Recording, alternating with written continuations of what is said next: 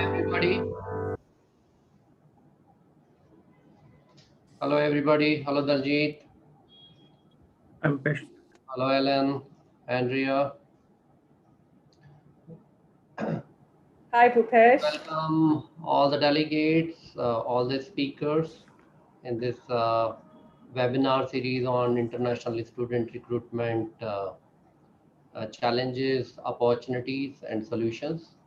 And my name is Bhupesh Daheria. I welcome all of you in this webinar series. Under this webinar series, what we'll be doing today's agenda. First, Shweta, my colleague, will be giving you the presentation about what services mUniCampus offers about international services and education marketplace. And after that, my colleague Daljeet will be moderating a panel discussion. There will be talking about various challenges, opportunities, and solutions. And after that, we'll have a short Q&A. And followed by that, my colleague Purvesh will be giving you some demonstration about CRM, online application, and our education marketplace. So again, welcome all of you. And over to you, Shweta.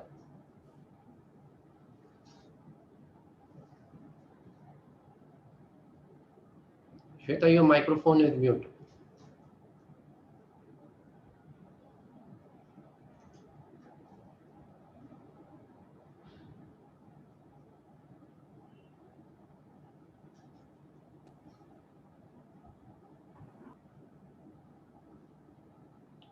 Shweta, your mic is mute.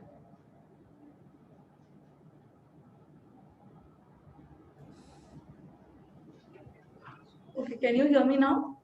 Yes, please go ahead. Okay, a very warm welcome to everyone attending mUniCampus International Student Recruitment Solution. I am Shweta Buchia, working as University Alliance Manager.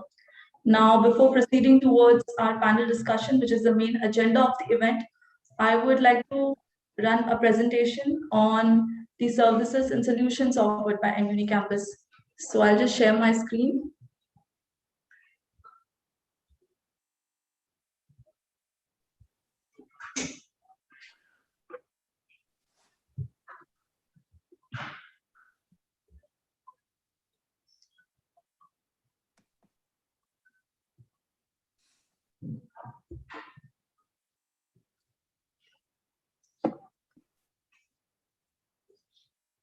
As you can see, mUniCampus is an education marketplace powered by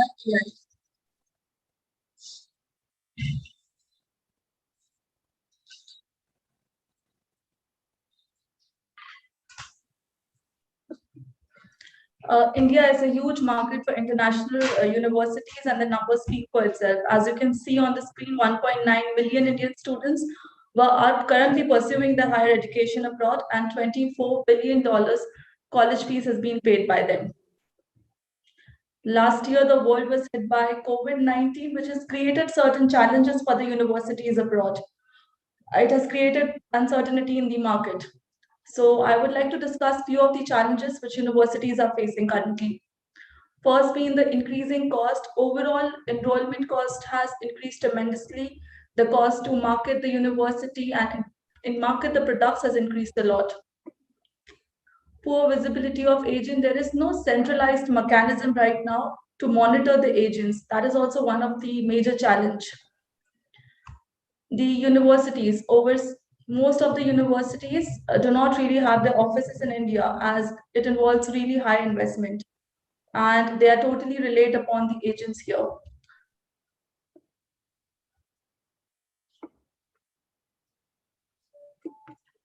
Now, due to this lack of unified system, the process has become very fragmented, and the silo system has made the international student recruitment procedure inefficient.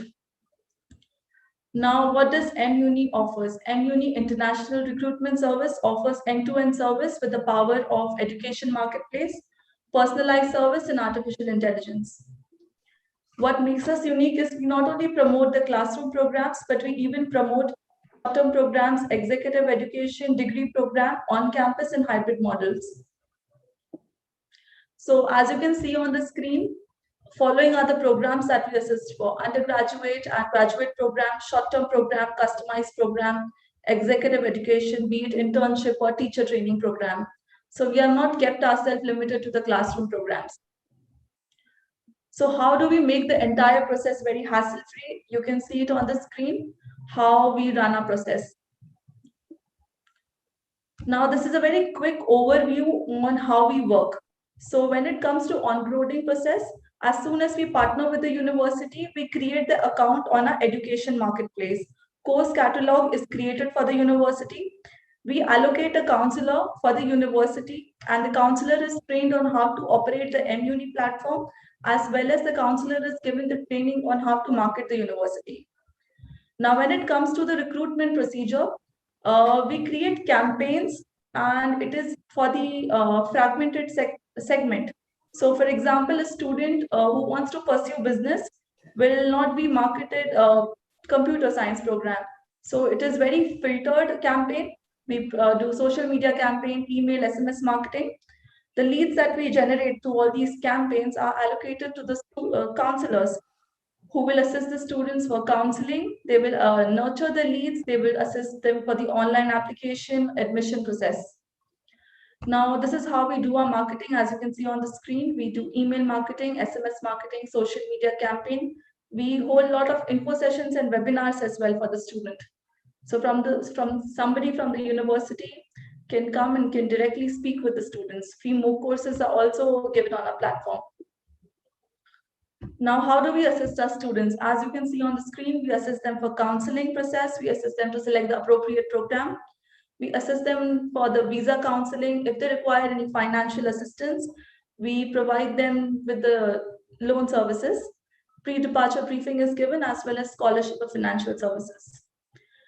Now, we have not kept ourselves limited to the international student recruitment services, but we also assist the universities to create pathway programs and joint programs.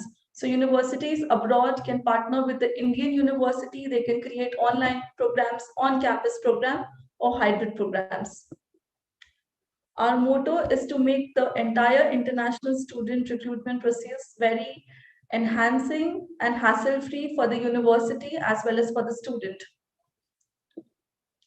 So apart from the international student recruitment services, following are the services that we assist for. So thank you so much for your patience. You can reach me out if you require any assistance. I hand over now to Mr. Daljeet sir and Mr. Bhupesh. Thank you, Shweta. Thank you so much. Thank you so much. Daljeet, just a 1-minute video, and after that you can start. Meanwhile, I request all the panelists to please switch on your video. What if you can improve your outreach, improve your enrollment, improve the productivity of the admission team and agents, roll out on-campus, online degrees, and executive programs on the education marketplace? What if AI helps the best matching prospective students find you, rather than you finding them? What if you get one service provider who puts up end-to-end tech system and also helps you in student admission? Seems like a dream? No, it's not. Presenting you the Muni Student Recruitment Service and Education Marketplace with the power of AI, which drastically improves overall performance and the outcome, resulting in happy students and your team. Get in touch with our team today.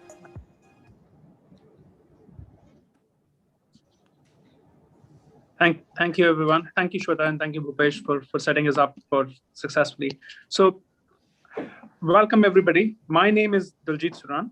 I am based in New York, and I'm by training a management consultant over the last 2 decades. And Bhupesh and I have been working on education-related topics since 1999. As I mentioned, I started my career with Boston Consulting Group and Deloitte, and have learned that. And over the last many years, have specifically worked on education-related topics. And over the last year or so, we have focused our attention on creating mUniCampus to address the challenges that Shweta talked about, right? Which is essentially students don't know which direction to go. They don't have support and enablement that we are trying to offer. And secondly, universities are struggling with some of the challenges of recruiting candidates as well as delivering content that benefits the students as such. So with that as a context, what I want to just spend the next 30 minutes or so, 30 to 40 minutes, is essentially having an open conversation with Bhupesh, with Andrea, and with Alan on what they have seen as the challenges as well as opportunities in India, and specifically for students as such. And then in the back half of the discussion, we'll take audience questions as such. To enable all of that, I just want to set a couple house rules as such, and then we'll just go from there on. So the first one is essentially, as the presenters are offering their opinions and we are having a dialogue, I would encourage all the participants to use the chat feature that exists to offer any questions, and we'll try to loop in any of those questions into the discussion itself. So that's the first thing. The second one is, as the discussion is over and we move over to Q&A section of it, which is on the last 10 or 15 minutes of the discussion, we'll have an open mic forum as well, right? Which is essentially just raise a hand and we'll invite you to ask a question and share it to the panel so that we can address your questions that you may have. And last but not the least, which is logistics aspect of it, which is essentially appreciate if you're not speaking, put yourselves on mute. And this session is being recorded, and a recording will be shared after the session with everybody else. So with that, starting with Andrea, maybe, and then followed with Alan and Bhupesh, maybe you guys can share a little bit about your background, introduce yourselves, and then talk about what has been the most exciting part of your roles over the last many years. So with that, Andrea, over to you. Thank you, Daljeet. It's lovely to be here tonight with everyone. So to introduce myself, I'm the International Regional Manager for Victoria University of Wellington, based in New Zealand. I look after the regions of South Asia and the Middle East, and I work out of Mumbai, so based in market, which I would say at least is quite a big advantage when you're recruiting for a university. Some of the most exciting moments for me, just as a starting point, is that when I joined the university about 2.5 years back, I'd come from the other side of the fence before that. I used to be with the immigration department as an immigration manager. So we started out from quite a small, quite niche position in market, where we did not really receive many Indian students each year because we were following the more traditional model of having a university representative fly in maybe 2 or 3 times a year, do the typical 2 to 3 week circuit where you cover whichever affairs you can, and then fly back out again. So it's been quite exciting to sort of see the relationships build up in market, see our numbers increase, and then also see the students that I've recruited go through the system, gain their education, see the types of outcomes that they have afterwards. And I think that's probably one of the best experiences you can have as a university representative, to see where your work then pays off in the end in terms of those student outcomes. Perfect. No, thank you very much, Andrea. Alan, maybe you could go next and just share your background and what has been the exciting part. Okay, thanks, Daljeet, and good evening. Well, it's evening here already in Moscow, and I got a special haircut just so I look normal, because of course we all had lockdown pretty serious here, and I think I went about 3 months with no haircut, and my beard grew out, so it was okay. So as you probably might have guessed from my accent, I'm Irish, based in Moscow in Russia. I've been working, I worked mainly in sports and media for a long time, but also with education, so delivering lecture courses and so on. And in 2017, I moved fully into education and then into international education at the same time with one of the leading social universities in Russia. And now, last October, moved to the University of, it's called the National University of Science and Technology in Mrs. It was a strange one for me because it means the Moscow Institute of Steel and Alloys, So very far from me because I'm an archaeologist by training and an athlete journalist as well. So in terms of recruiting, since we have an awful lot of our students stuck outside of the country, that has been the most difficult thing coming in to deal with, because at the previous university, we were trying to get students out to go home because we knew the lockdown was coming in very hard. So by summer, we were successful in getting half the students out. Now, in the new place, we have around half of our students outside of Russia doing online learning, and that was quite a challenge. Recruiting India, for some reason, for us, despite being a very much ideally an ideal market for MSCs, it wasn't really gone into, for the simple reason, I think, was that we had always looked closer to home and to Africa. And the main reason was because of the strategic plan for Russia. Since I came in, I looked and saw that no, India isn't, like, the students come from India have great quality and they're going to our competitors here in Russia and not getting the kind of level that we can deliver to them. And so now, as the borders begin to open up, we had one interesting situation where a student came in to do his English Masters with us, and he flew on the 8th of March, which of course is the International Women's Day, which was a holiday, and he flew in unbeknownst to us and was sitting at the airport saying, "Where is everybody?" So that was quite an interesting one. And luckily I was in Moscow, so I kind of nipped out to the airport, picked him up and took him in. But in terms of recruiting in India, we don't have enough students from India yet, but we plan to increase our intake for the simple reason being we've seen the quality of students, and I dealt with in my former university, the quality of students is absolutely phenomenal coming out of India. And we want to position our university as a leading Russian university to get the cream of the crop in for our specializations. Thanks, Alan. And like, I wish I could say the same thing about my hair, which needs a haircut as well, but your looks awesome. And like the terrific experience on March 8th that you talked about. So exciting about that. Thank you for that. Thank you for sharing with that. Bhupesh, I know you for a long period of time, but for our audience's benefit, maybe you could share something about you and what excites you and a little bit about your background. I have over 25 years experience, and for last 1 year, I have been cutting my own hair. So I have experience on both the sides. One side, I have experience in running higher education institution. So I run an institute called Aegis, which is one of the leading institutions for data science and AI and telecommunication management. On other side, for last 20 years, we have been building digital stack of various solutions. So typically any university like say Carnegie Mellon or any top university will buy multiple solutions from multiple companies, right? From lead management to online application to learning management system to career management services, right? All those stuff. And what we have essentially done in the last 20 years, put together all those pieces in one giant cloud platform so that it works seamlessly. And that's what my passion has been, so that we can really reduce down the cost. And our vision is to really eradicate the birth penalty by offering access to quality education to everybody, irrespective of whichever place they are. And of course, today's agenda is to really focus more on international student recruitment. I would love to really share my thoughts how technology can really play that role, right? And thank you everybody for coming and joining this session. So Andrea, maybe we start with you.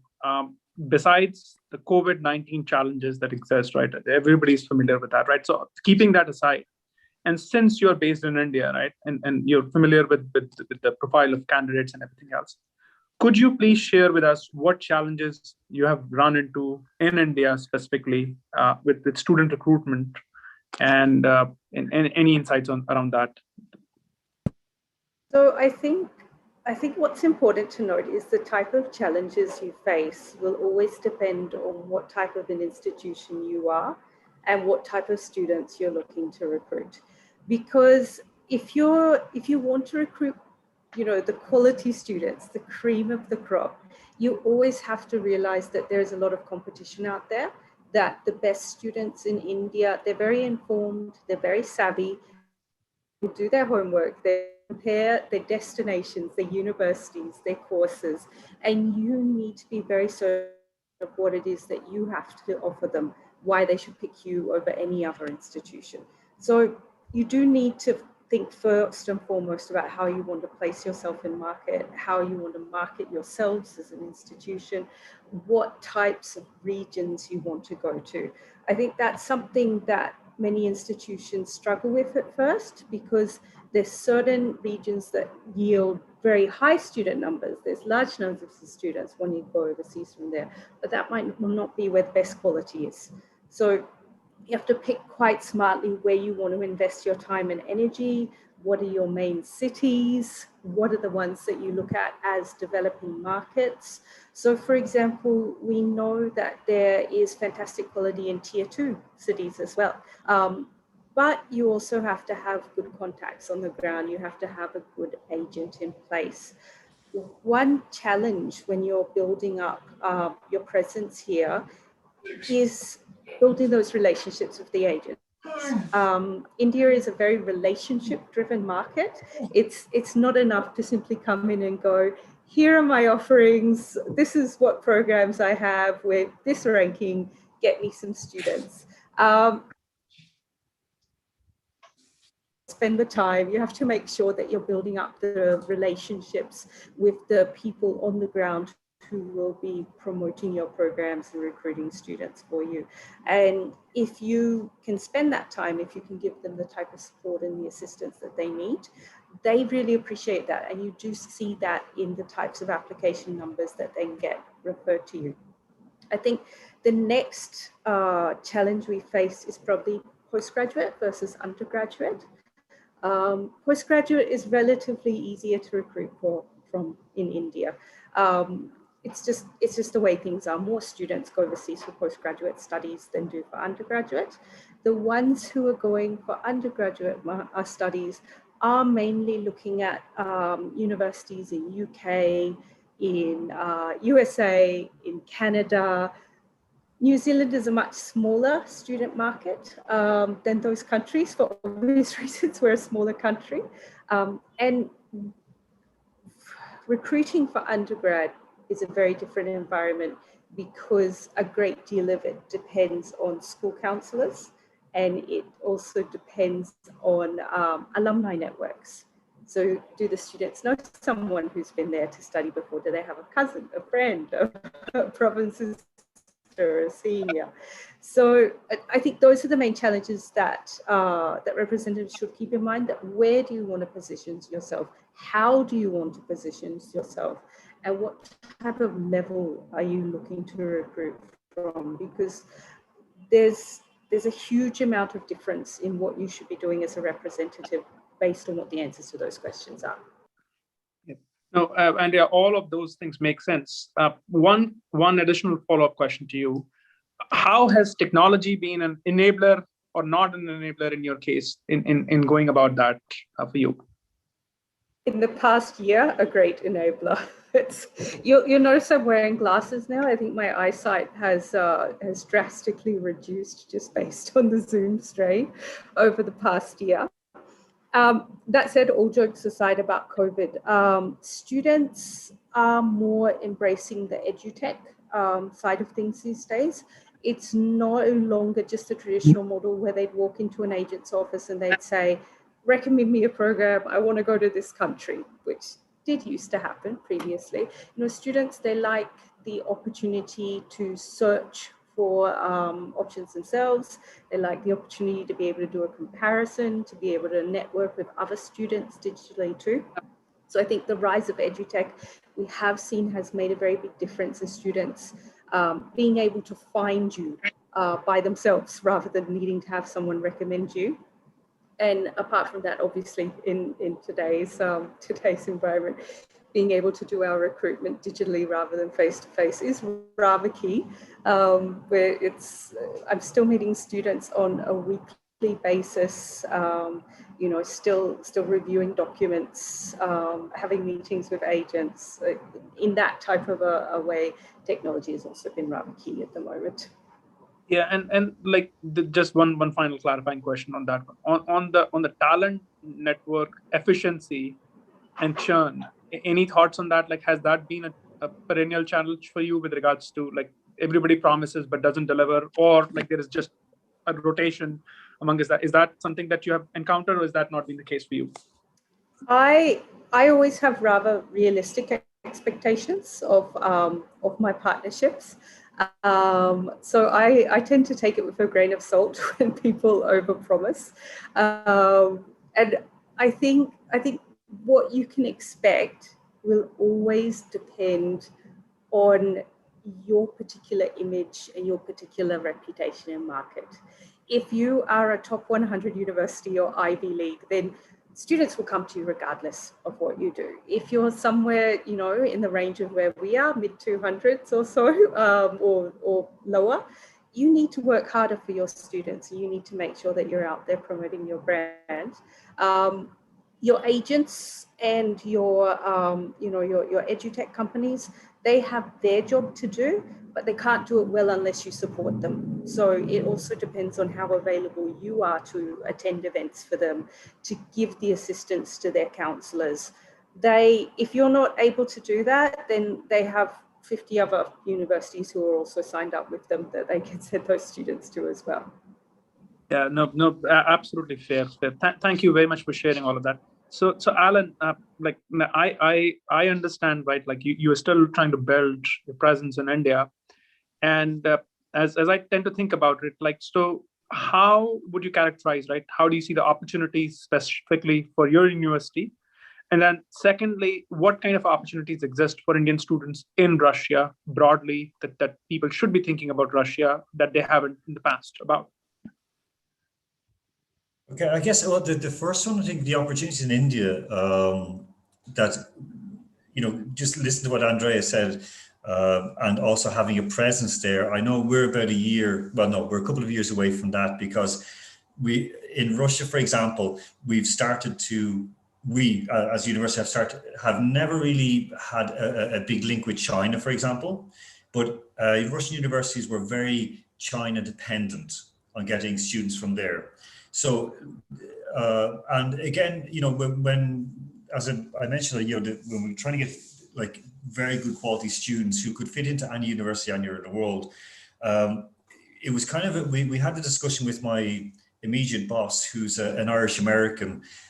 So we kind of it's a little mafia within our university, and the idea was that looking at India, it's an ideal you know, area for us to recruit from, simply because the quality of education, as Andrea mentioned, even down at what we would term as tier 2 cities, is very strong, and especially the IT sector, especially in English. So we cater for that to move it in, and just the amount of further opportunities for, especially we say like the postgrad or postdocs from India.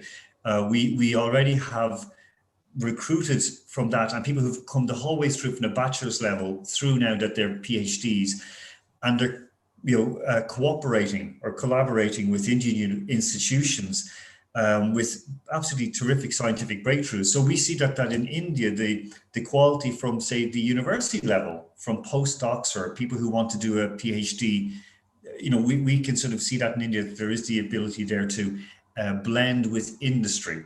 Because, you know, Russia has traditionally had quite a good link with India, and an understanding of the level of education as well, that, you know, we're kind of between, we're not up at the level of, say, for example, New Zealand, Australia, UK, Ireland, parts of Europe, but we're there. So our university, for example, is 428 in the world in QS. With some certain subjects, we're top 50. Like, for example, in mining technology or mining management, we're top 50. So we look at India, we're looking at the areas where this will be applicable. And we're working hard with people doing surveys and speaking with our own students or graduates to get the information back. So in terms of with India, we're following exactly what Andrea said, that we're looking at the areas where there are strong areas that we can recruit from, where the subject areas are applicable, that we can then recruit students where it is or where those subjects are strong in.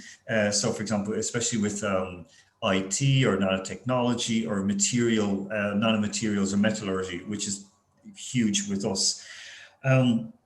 That's the opportunity there with a couple of years down the line to look to have an office in India, because they had looked at China previously and thought this isn't for us, but India immediately looked like a perfect match.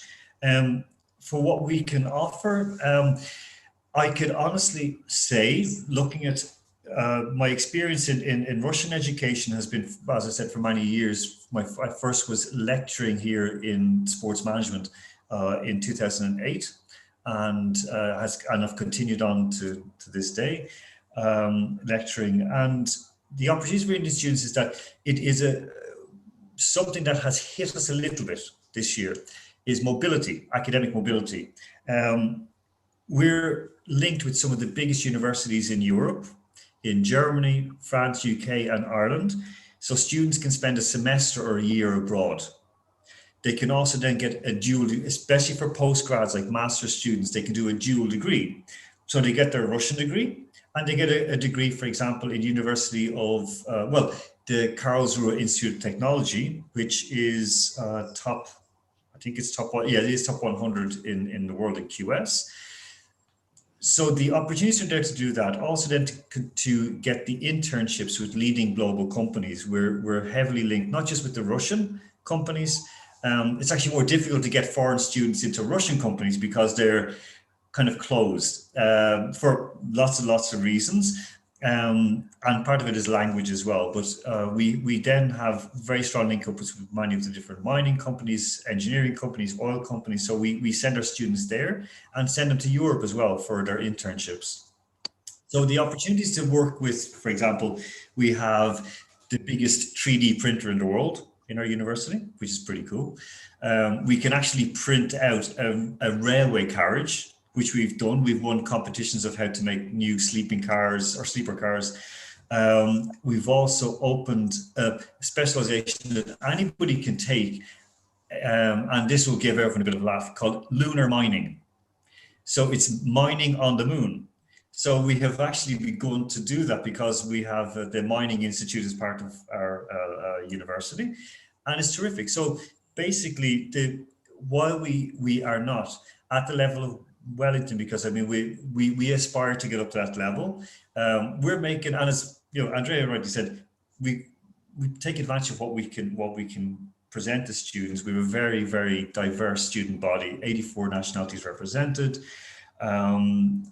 A quarter of our student body is international, and basically it's the opportunity to really get hands-on in science, for example, or even in linguistics, and then have that chance to go to Europe, to get paid to go to Europe for a semester for a year and get the experience there. So it's basically to build a career. So our motto is student first, and that's what we try to offer.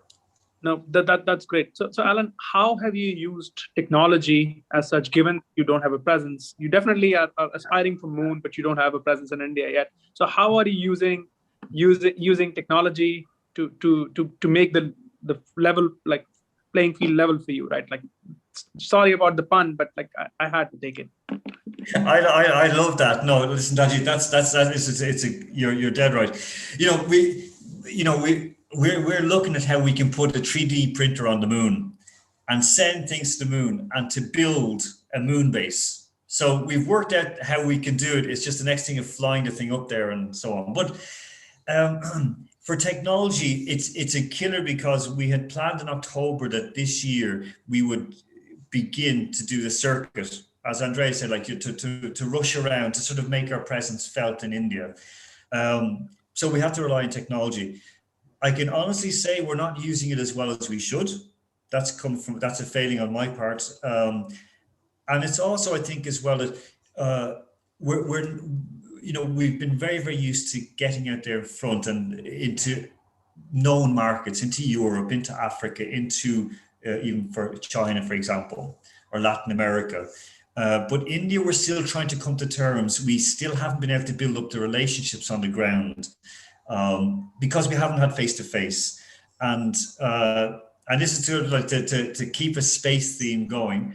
That a former professor of mine in Ireland in UCD said to me that this is back in the early 90s. He said, "Listen, you know, Star Trek is all well and good, but at the end of every fight in Star Trek, they usually sort it out with a punch in the nose." So while digital is great for us, we are so far, you know, we're so far behind in terms of work on the ground that's what we need to do. But we are using basic technology from like Zoom meetings like this, by trying to speak with students, speak with, for example, I should say over my shoulder, literally over my shoulder here to my left, is the Indian school in Moscow. It's the Indian Embassy School. So speaking with Indian students there and then tapping into the families' networks and the embassy network is a start. But, you know, without a presence in India, we're very, very far behind the game. No, I appreciate it. So with that, Bhupesh, maybe I turn to you and bring you into the conversation, right? Like, you have been an education administrator, Bhupesh, and an entrepreneur in EdTech space, building new technologies and everything else. So could you share with us your experience and then offer any viewpoints with regards to the challenges that both Andrea and or Alan may have mentioned in terms of how it has impacted or reflects your experience as such with being on the ground in India? Thank you, Daljeet. So I think Andrea and Alan, what point they have raised, I also echo that. Of course, COVID-19 has hit us the last 1 year. We should really write it off.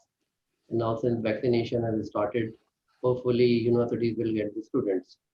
Now, in last 1 year, students were pretty frustrated because most of them, they could not really not go overseas, not even study in Indian universities. So that has been quite frustrating stuff. But if we really focus on our agenda on what are the challenges typically universities are facing, not only overseas university, but Indian universities as well. Now, typically, most of the universities, overseas university, and particularly American universities, they have pretty complex application process. And I have been dealing with the students for last almost 25 years, 26 years, and findability is a major issue for Indian student. Now, let's understand what kind of number we are playing. India typically produces roughly around 1 Canada every year, right? We graduate 1 Canada every year, right? And that's the kind of number we are talking about, right? Mumbai, where I live, you can really put entire Australia and Mumbai, right? So that's the population we're talking about. India has massive number, right? What Shweta talk about, like 1 million students studying overseas, it's just peanut, right? So, and now today youth has aspiration, and now today, like specifically if we talk about Indian students, 95% of them, they carry mobile phone and they are connected over internet, right? And most of them, they have started their journey, they are digital natives, right? And they use mobile phone pretty handy, they don't have the laptop. And what typically I have seen, the application process across the world is so cumbersome. Finding a course, applying it, getting in touch with the admission counselor is next to impossible. I'm not saying it's difficult. It's so cumbersome. It's so bureaucratic.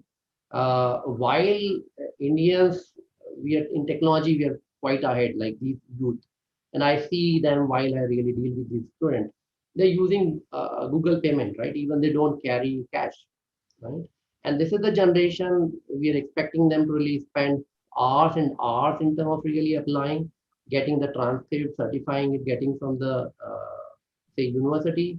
It's like we're talking about like a Stone Age concept, and it doesn't really get into their head.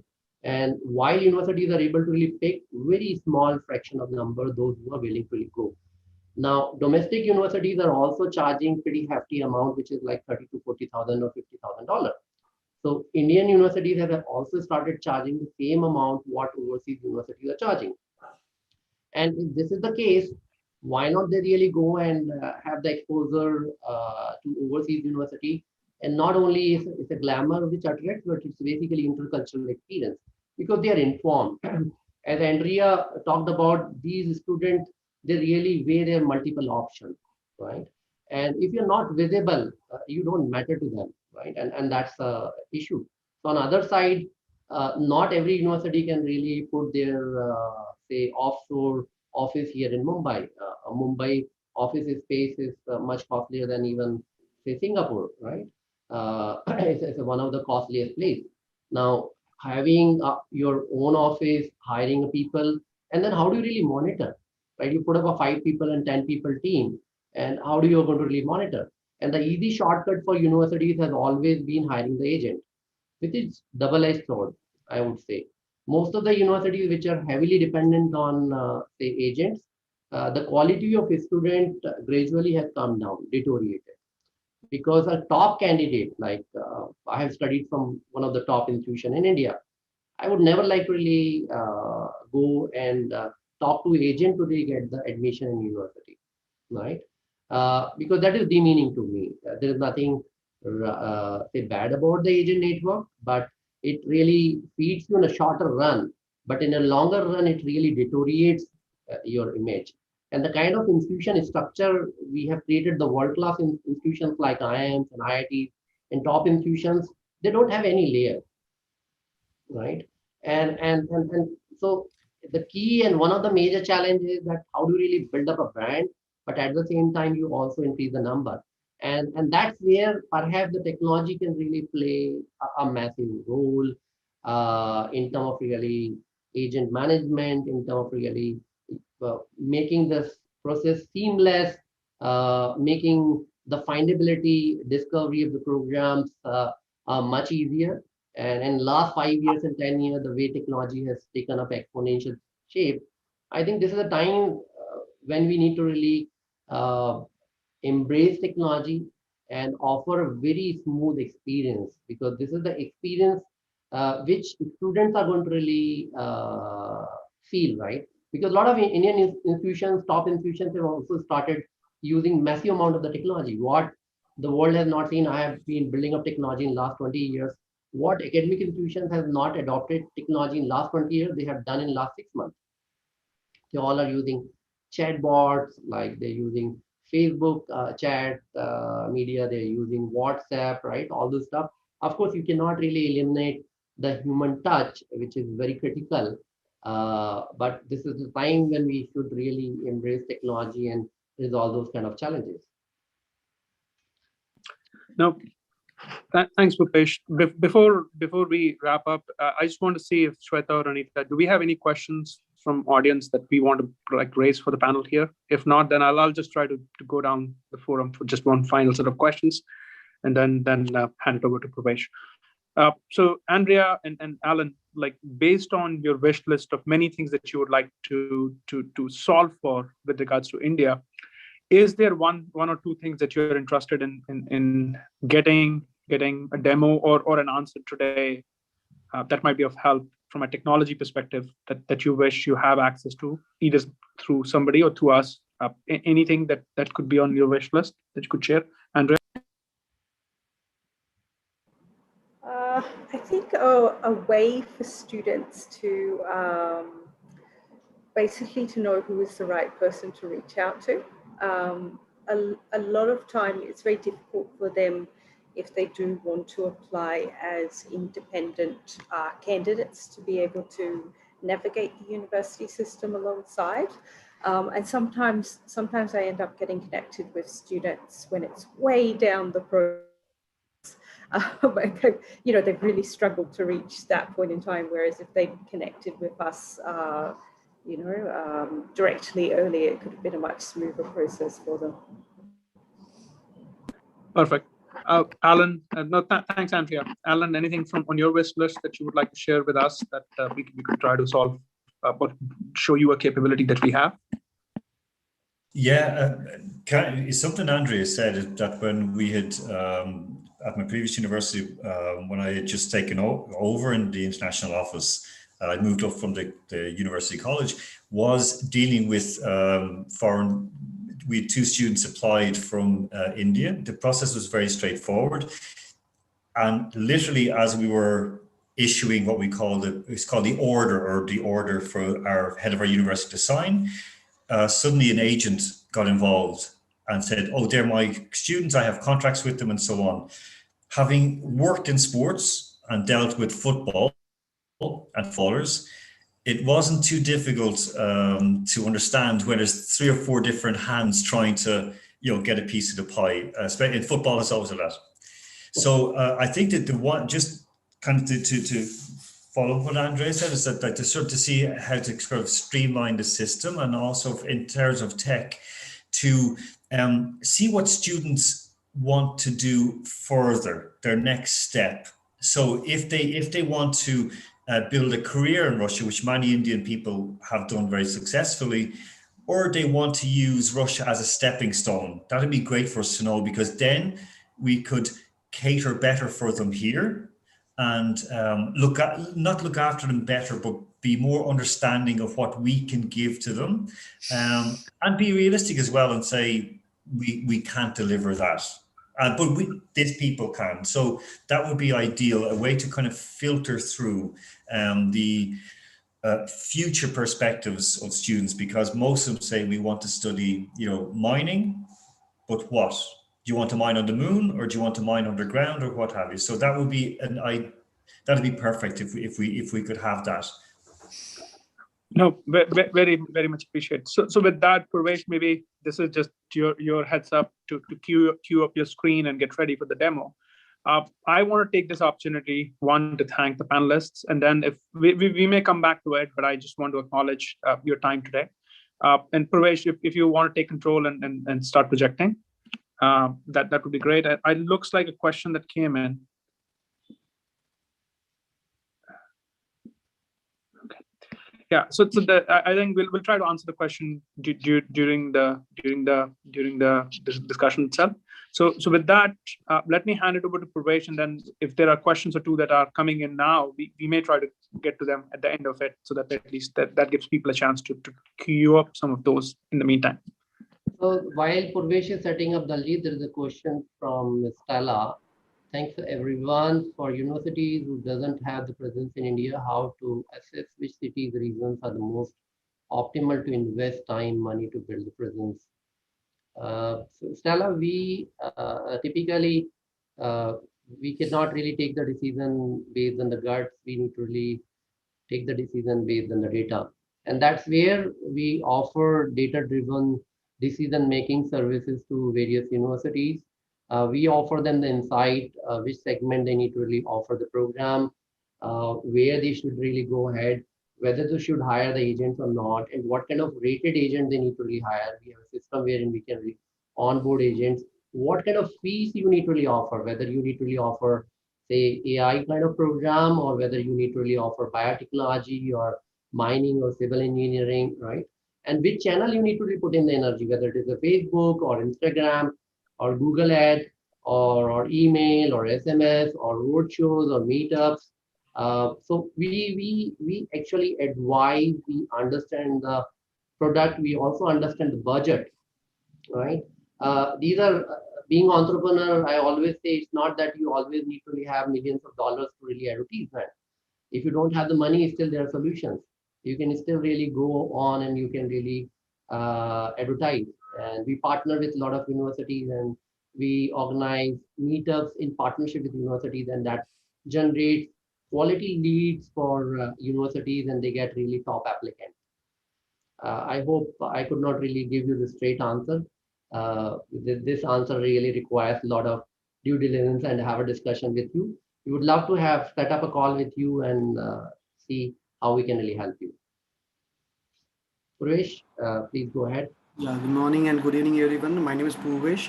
I work as a Muni onboarding manager for Muni Campus. I welcome all panelists on behalf of Muni Campus to this live webinar. So I will start with the first part. I will just share the screen. Okay. So this is a short agenda that I will be covering in the presentation. I will first start with the home page of the Muni Campus. As you can see on the screen, this is the initial page of the Muni Campus, and there's a search option. Okay, and on the basis of your requirement, you can This is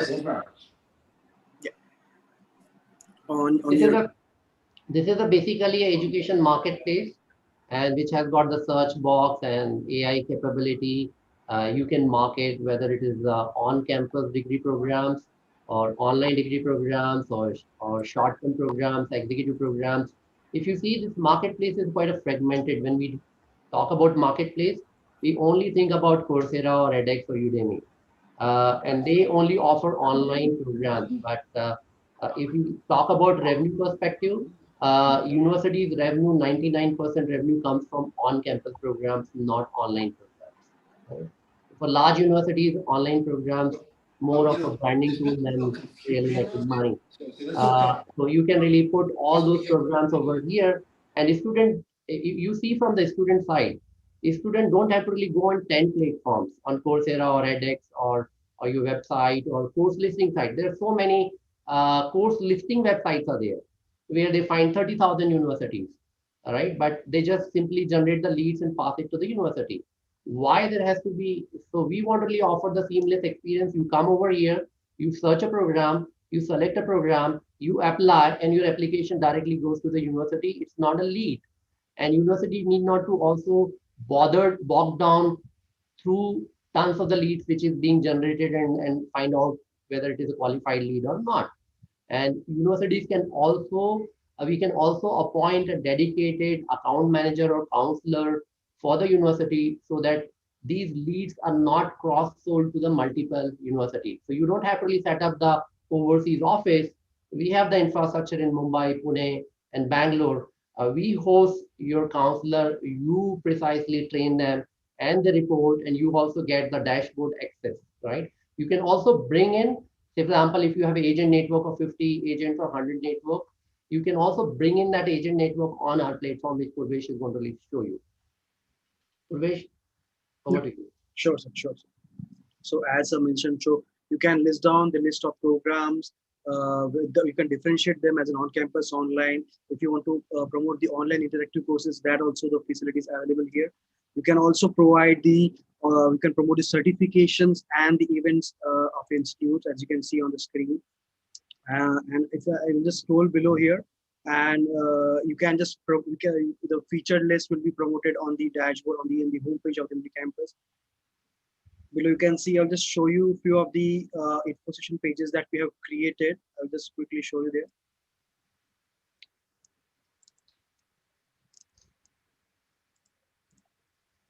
Yeah, so as you can see on the screen that we have created an info session page for Letterkenny program, and this is scheduled for April 20th. So this way you can host your events as well, and you can promote your upcoming programs on the platform.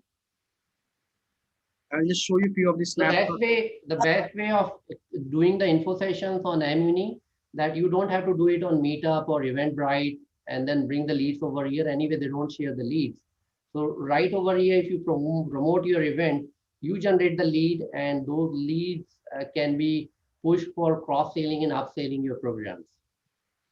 Yeah, and I think, Andrea, this gets to the core of your point, right? That student are handheld to a right person once the lead is generated, and you explicitly know how far along in the interaction they went, right? Which is what you were saying, right? Like rather than somebody being like 2 months and being frustrated in the process, this actively tells you when somebody showed interest, what kind of interest, which program they are interested in, and what is their contact information, and vice versa, right? They also have visibility that Andrea is the right person to contact and talk to, versus getting lost into and endless email traffic, which doesn't get to a human being. And most of these info sessions, we do it along with the university professors. So a student would like to really see the faculty member and then the marketing folk.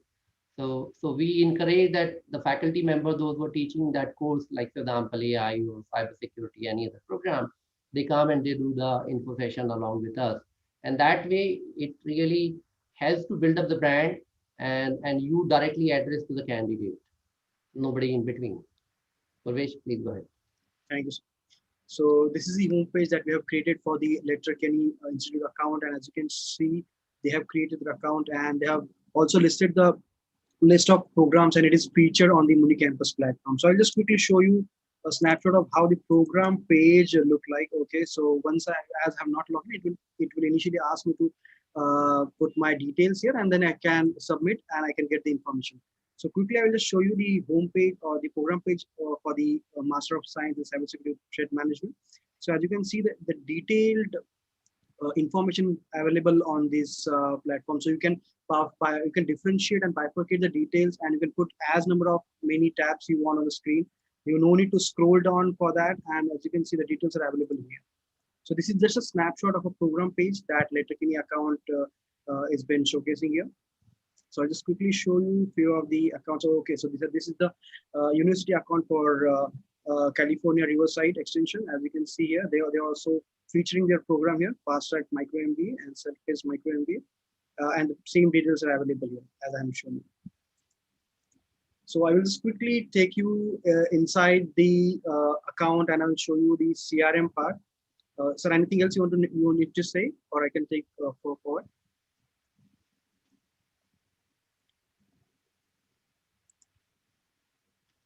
Yeah. So now I will just log into our demo account, and I will show you how the dashboard look like. Okay. I'll just quickly show you the CRM part. Okay. So this is the admin dashboard, and here it gives an opportunity to you to create the agent's account and the admission counselor account here, and you can see the list of tabs available here. And I'll just quickly show you the CRM. Yeah, so this is the CRM that we are offering here. So on the basis of the leads that got generated on MUniCampus, like whatever way you are promoting your programs and courses, you can bifurcate those leads in this CRM, and on the basis of that, you can just also allocate the leads to the concerned admission counselor. So we also have a Muni dialer here. So whatever data collected in the Muni dialer will automatically reflect into the CRM, and the lead will be automatically generated. As you can see here, this is my account, and whatever calls that I'm making, incoming, outgoing, and on the basis of the lead that been generated, it is allocated to me here. So Alan, I think you were talking about this, and probably Andrea was talking about it as well, right? So what we have done is we have built a CRM system that is very, very specific to the needs of education industry as such. This is not an off-the-shelf CRM system. This essentially is built to track how many calls is each counselor making to each candidate, what kind of conversation they are having. And this is one, to bring traceability to like what leads were generated and what happened to them. And two, to give confidence to candidates that they have an active live person supporting them in their journey as such, right? And this takes care of all the privacy issues and everything else, because we are not trying to deal with any of that, and we have maintained privacy concerns of all. But the intent is to bring visibility and traceability to all the universities in anybody whom they are who is representing them. And secondly, in ensuring that the students are finding a live person to talk to within a very short period of time once they initiate contact with us. So essentially what happens the moment the lead is being generated, irrespective of the source, which is a LinkedIn or a Facebook or any place or call, or somebody has attended the event or somebody has downloaded the white paper, anything, all these leads at one place, not multiple places. And the leads is automatically allocated to a counselor or an agent. And this leads directly goes on a mobile phone, which has got the dialer, right? And Purvesh, just click on Insight. And what we really keep a KRA that the moment a lead gets, within 5 minutes, while they're working, they need to really make a call. And they need to really address that lead. And sometime, again, I will explain why we have kept it 5 minutes. So you precisely know whether the leads are being addressed or not, right? A complete transparency is there. And the agents and the counselor don't have to open their laptop because they just open the mobile phone. And the student also love to really receive a mobile call, or they can really WhatsApp right from their mobile dialer.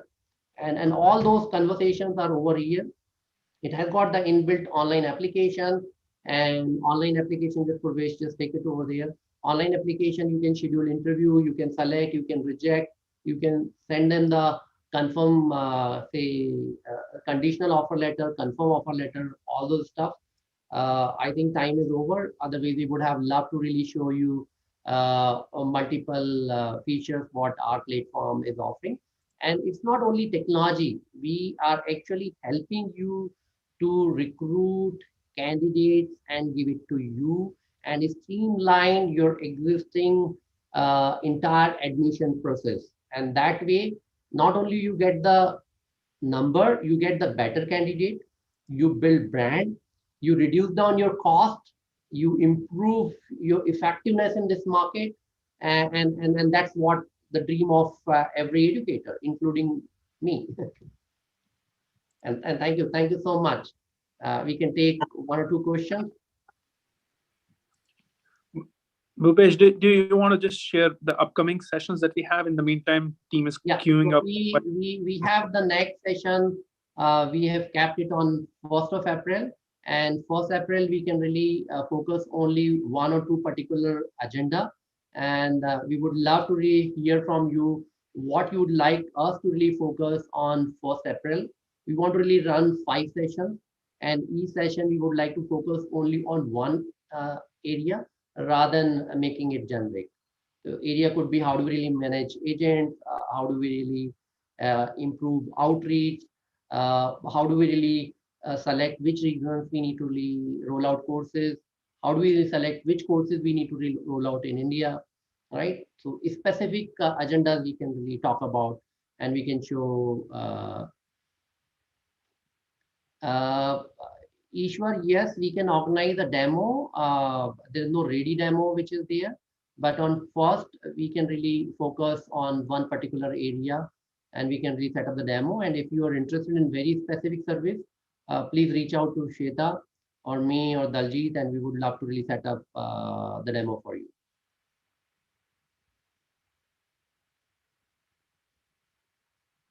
With that, thank you very much to all the panelists and participants. We will follow up with the distribution of today's live recording, and appreciate your time and look forward to connecting with you in near future, time to come. Thank you. Thank you everybody. Thank you so much. Have a nice day, those who are in North America, and good night those who are in this part of the world. Thank you. Thank you. Thank you so much. Thank you. We really love it. Bye-bye. Bye.